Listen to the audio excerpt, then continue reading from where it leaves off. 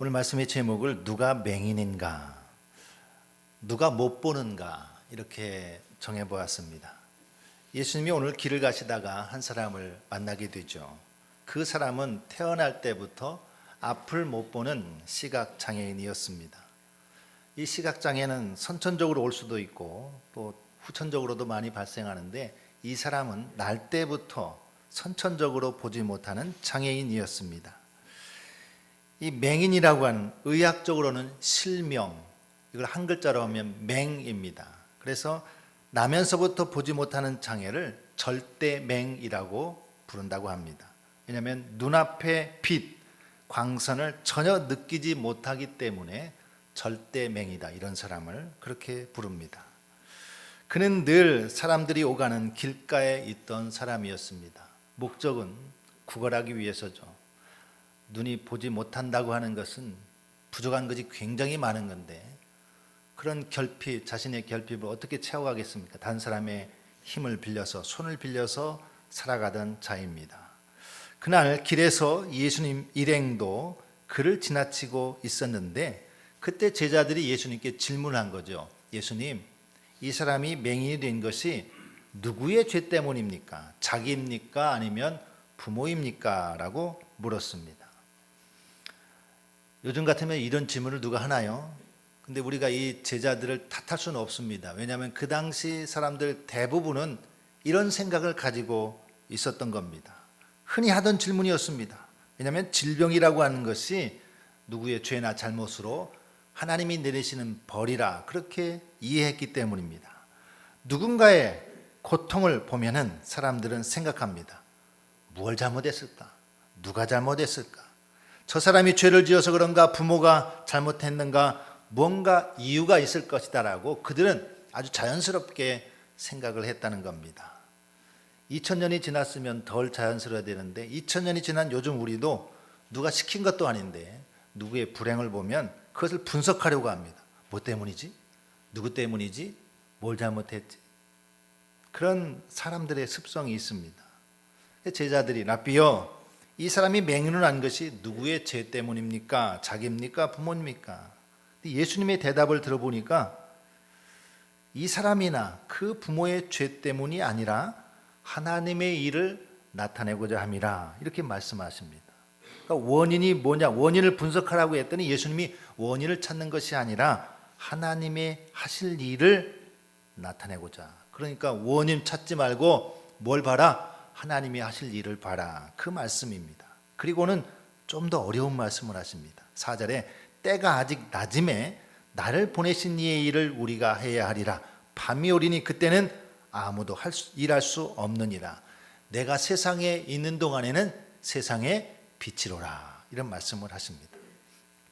우리가 지난번에 니고데모가 밤중에 예수님 찾아왔을 때 이 요한복음에서 낮과 밤, 빛과 어둠은 좀 남다른 의미가 있다 생각해 본 적이 있습니다. 이 맹인된 사람, 실명한 사람, 빛을 잃어버린 자입니다. 빛을 느끼지 못하는 절대맹입니다. 요한복음 1장에서 예수님은 빛으로 오신 분으로 선언하셨습니다. 그 안에 생명이 있었으니 이 생명은 사람들의 빛이라 그랬습니다. 참 빛, 곧 세상에 와서 각 사람에게 비추는 빛이 있었나니, 근데 세상이 그를 알지 못했고 자기 백성이 영접하지 아니했다 그랬습니다. 참 빛이 왔는데 빛을 거부하고 빛을 영접하지 아니했습니다. 빛을 잃어버린 세상, 실명하였고 절대맹인 이 세상에 주님께서 빛으로 오셨다. 예수님의 시간으로 본다면 지금 우리는 모두 다 밤의 시간을 보내고 있는 겁니다. 우리는 모두 다 맹인의 삶을 살고 있는 겁니다. 우리 한 사람 나면서부터 장애가 된 이 사람뿐 아니라, 그래서 때가 아직 낮음에 나를 보내신 이 일을 해야 된다. 내가 세상에 있는 동안에는 세상의 빛이로다 라고 말씀을 하신 겁니다. 빛으로 오신 그분이 이 어두운 세상에서 빛으로 드러내는, 밝혀내는 그 사역을 지금 하신다. 원인 찾지 마. 하나님이 하실 일을 보라라고 말씀하신 거죠. 그리고 나서 그 사람에게 어떻게 합니까? 침을 뱉어 진흙을 이겨서 그의 눈에 바르고는 실로암 못에 가서 씻어라 라고 말합니다. 뭐 침을 뱉었다, 진흙을 이겨서 눈에 발랐다. 예수님의 이런 독특한 행동이 뭐 독특한 의학적인 비결이 있는 거야? 이렇게 따질 수도 있겠지만 그런 것은 차치하고라도 어디 가서 씻어라? 실로암 연못에 가서 씻으라. 그런데 요한복음에서 그 실로암에 대해서 따로 해설을 붙여놓았습니다. 실로암은 번역하면 보냄을 받았다는 뜻이다라고 이렇게 해석을 해놨습니다. 보냄을 받았다는 뜻이다. 이 실로암에 대해서 이런 해설이 붙어 있으니까 우리는 실로암 그 단어를 좀 더 주목해야 됩니다. 그 뜻은 보냄을 받았다는 뜻입니다. 좀 전에 예수님께서 당신을 어떻게 정의했습니까? 4절에서 때가 아직 낮음에 나를 보내신 이의 일을 우리가 하여야 하리라. 예수님은 빛으로 이 땅에 오셨는데 그것은 하나님께서 보내신 일이었습니다. 보내신 이의 일을 해야 됩니다. 어둠에 빛을 비추는 것이 당신의 사역입니다. 지금 어둠에 있는 이 한 사람, 절대맹인 그 사람을 보냈습니다. 실로암에, 실로암은 보냈다는 뜻입니다. 가서 씻어라.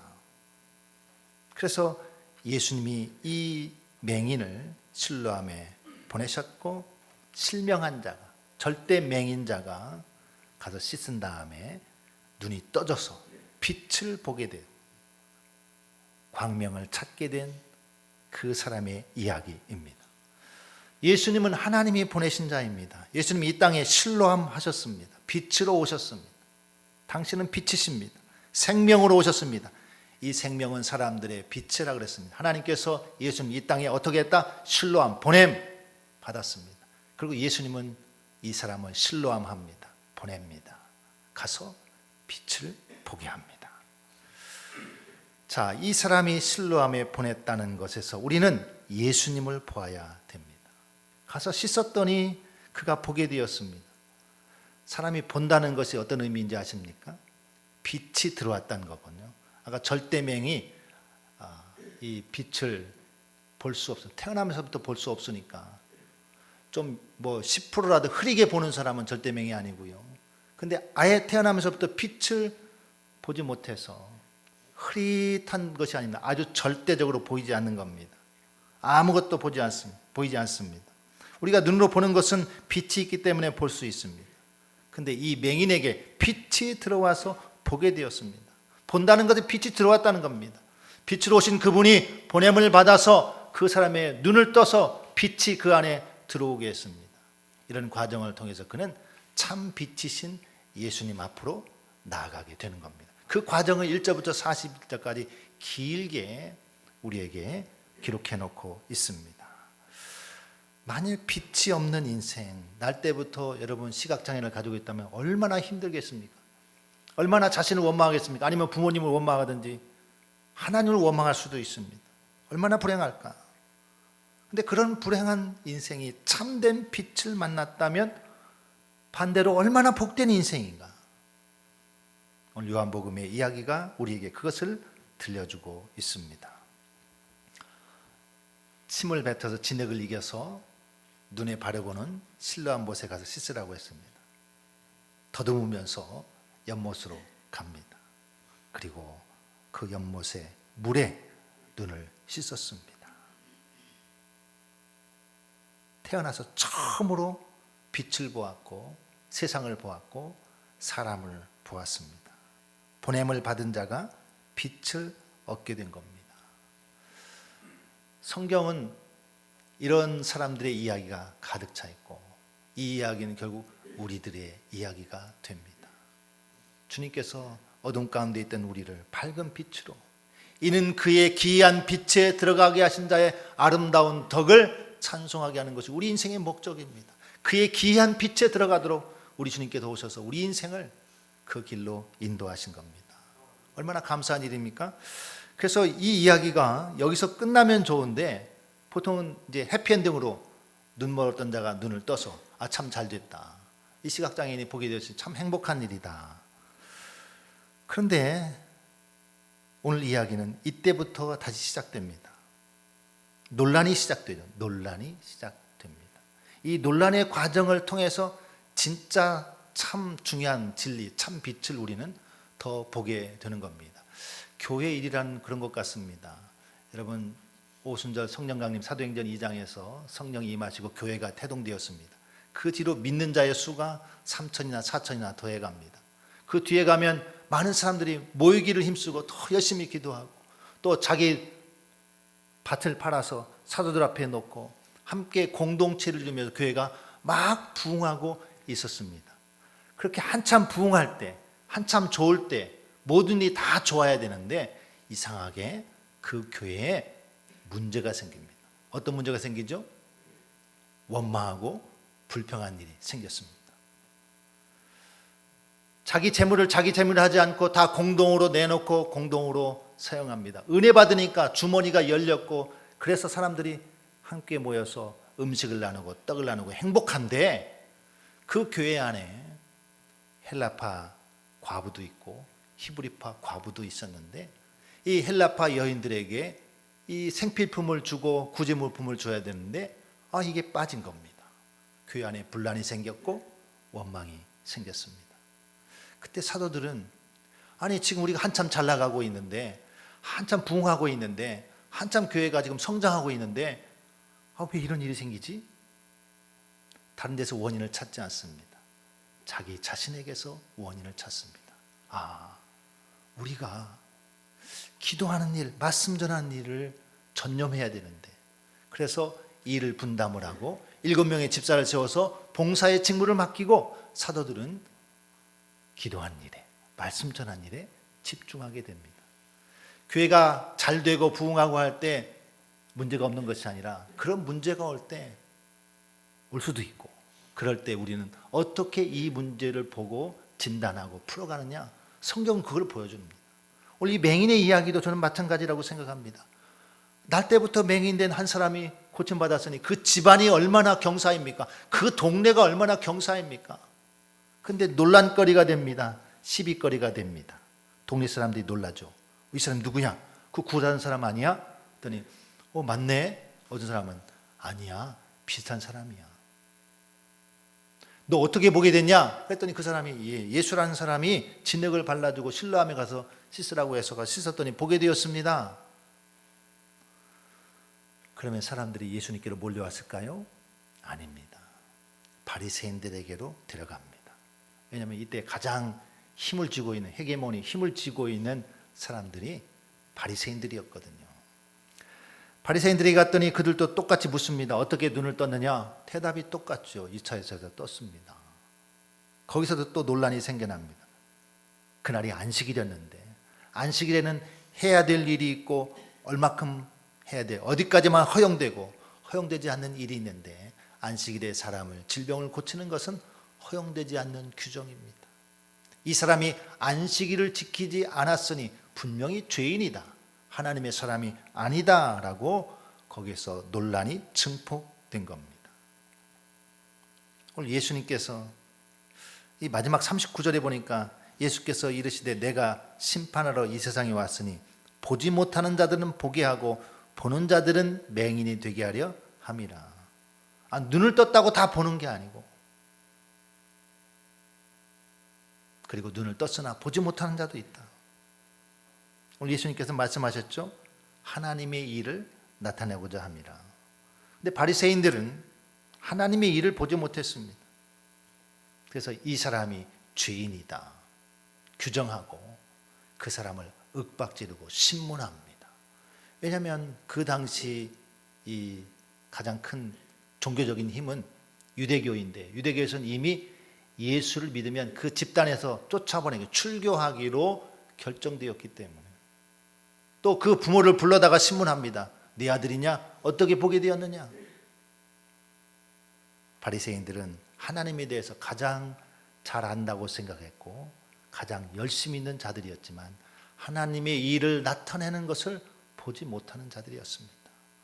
눈은 떴지만 보지 못하는 자였다. 길가에 앉아있던 이 맹인은 그 일 이후에 점점 더 예수님을 알아가고 마침내 믿게 됩니다. 35절부터 예수께서 그를 만나 이르시되 네가 인자를 믿느냐? 대답하여 이르되 주여 그가 누구시오니까 내가 믿고자 하나이다. 예수께서 이르시되 네가 그를 보았거니와 지금 너와 말하는 자가 그이니라. 이르되 주여 내가 믿나이다. 우리가 지난주에 수가성 사마리아 여인을 만났는데 그때도 똑같습니다. 내가 보니 당신은 선지자로소이다. 그렇게 예수를 만났습니다. 그런데 온전히 주님을 만나지 못했습니다. 그리스도 그가 오면은 우리에게 이런 일들 다 말할 걸 압니다. 어디서 예배해야 되는지도 알려줄 것이고 그럴 겁니다. 그때 예수께서 이르시되 네가 말한 내가 그라 하시니라. 그때 이 사마리아 여인도 예수님을 만나고 나서 인격적으로 만나고 나서는 그 물들어 왔던 물동이를 내버려 두고 마을로 가서 내가 메시아를 보았다라고 전도하는 여인이 되었습니다. 이 오늘 맹인이 눈이 떠져서 빛이 들어와서 사물을 보게 되고 사람을 보게 되었는데 어떻게 내 눈이 떠졌느냐? 그가 말하는 걸 보십시오. 예수라는 사람이 그렇게 했다. 너는 그를 누구라고 하느냐? 그는 선지자라고 합니다. 예수님께서 네게 말한 내가 그리라 했더니 주여 내가 믿나이다. 그의 영적인 눈이 점점 밝아지죠. 어떤 사람이었다가 선지자였다가 나의 주님이라고 고백을 합니다. 이 사람은 눈이 떠져서 행복한 그런 행복도 있지만 인생의 구주 되신 주님을 만났으니까 진짜로 복이 그에게 임한 것입니다. 이 날 때부터 맹인된 사람의 이야기는 우리가 너무 잘 알기 때문에 여러분이 설교도 참 많이 들었습니다. 이 말씀이 우리에게 이렇게 질문하는 것 같지 않습니까? 눈이 보인다고 해서 다 보는 것은 아니다. 우리가 성경도 많이 알고 교회 생활도 열심히 하지만 어떤 때는 예수님 보지 못했나? 그럴 느낄 때가 있습니다. 저분이 정말 예수님 만났을까?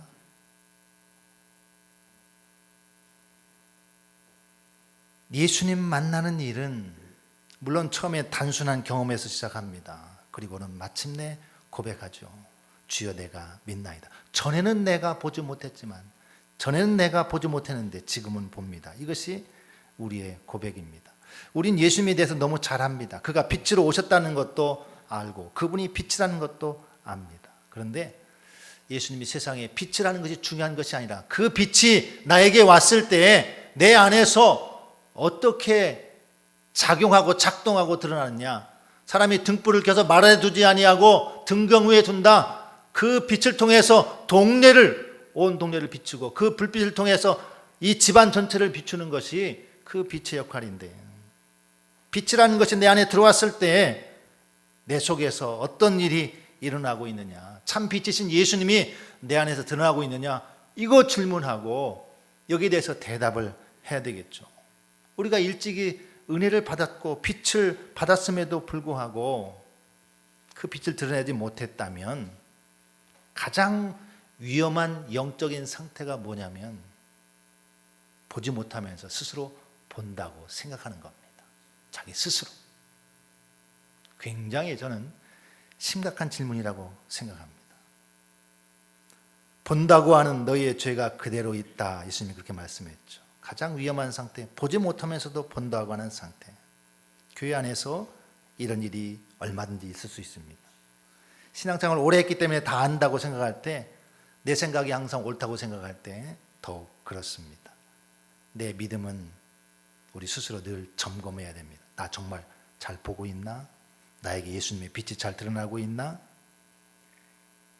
신앙은 많이 아는 것이 아니라 눈이 계속해서 열리는 것이다. 저는 이렇게 정의하고 싶습니다. 눈이 계속해서 열리는 것, 보게 되는 것이다. 이번 대신방 기간에 가정들 신방하고 또 새가족들 따로 신방을 했습니다. 새가족 몇 분이 계신데 이분들에게 교회 얘기, 성경 얘기 많은 시간 할애하지 못했습니다. 대부분 어떤 얘기를 했냐면 공통의 주제는 고양이를 어떻게 키웠는가, 개를 어떻게 키워서 어떻게 했는가. 너무 신나서 막 자기 고양이 얘기하는데 진심의 말을 하더라고요. 요즘 다 그런가요? 저 잘 몰라서. 반려견 좋아한다는 얘기는 아는데 그렇게 진심을 다해서 말하는 걸 제가 최근에 본 적이 없는데, 와, 두 분 다 그렇더라고요. 한 분은 여러분이 아는 대로 사선을 넘어서 온 분입니다. 전 그분의 이야기를 듣고, 이야, 예수 믿는 얘기가 여기 다 있네. 캄캄한 흑암에 있던 사람이 막 달리는 기차에서 막 떨어서 죽을 고비를 넘기고, 그래서 이 빛을 찾아온 인생의 스토리는 그가 이 땅에 자유 대한민국으로 살아간다는 그 이야기도 있지만, 예수님 믿는다는 것이 무언가? 참 어둠에 있고 흑암에 있던 자가 광명한 빛을 만나서 하나님의 자녀가 되고 이 빛의 자녀로 왔다는 것이, 이게 예수님 믿는 이야기 아닙니까? 우린 다 그런 이야기를 다 가지고 있습니다. 예수 믿기 이전과 예수 믿고 나서 내 모습. 그래서 우리는 오늘 이 맹인이 했던 그 짧은 말, 주여 내가 믿나이다, 이 말을 끊임없이 해야 되겠다. 주여 내가 믿나이다, 주여 내가 믿나이다. 이게 기도이고 이게 나의 간증이고 나의 선언이 되어야 되겠다. 주님, 내 눈을 열어주십시오. 내가 보지 못하던 것을 보게 해 주십시오. 공동체를 보지 못했다면 공동체 봐야 됩니다. 그 안에 한 사람을 보지 못했다면 여러분 봐야 돼요. 나 혼자 신앙생활 하고 나 혼자 예수 믿고 구원받아 가는 거 아니잖아요. 교회 공동체. 지금 이 맹인은요, 예수 믿는 그 순간, 믿나이다 그 순간 유대교에서 출교하기로 작정되어 있기 때문에 그 곤고한 자기들의 삶을 영위해주는 유대교에서 쫓겨나는, 울타리를 벗어나는 그런 일을 만납니다. 그런데 예수님 믿어서 예수님 공동체 안에 들어온 겁니다. 하나님 나라 안에 들어온 거예요. 우리가 은산제일교회라는 이 울타리 안에서, 이 공동체 안에서 눈을 열어서 봐야 됩니다. 항상 눈을 열어달라고 기도해야 됩니다. 주님, 사람을 볼 수 있게, 영혼을 볼 수 있게, 이 공동체를 볼 수 있게 저에게 눈을 열어주세요. 그래서 무엇을 할 것인가? 내가 내 빛으로 어떻게 나의 삶을 드러낼 것인가? 하나님이 하시는 일을 나타내고자 합니다. 빛을 받은 우리가 하나님이 하시는 일을 드러내야 하잖아요. 그게 우리의 신앙생활 아닙니까? 주님, 내가 보길 원합니다. 나의 눈을 열어주옵소서. 우리의 눈이 계속 열리는 그런 은혜가 이 사순절 기간에 여러분에게 있기를 예수님 이름으로 축원합니다.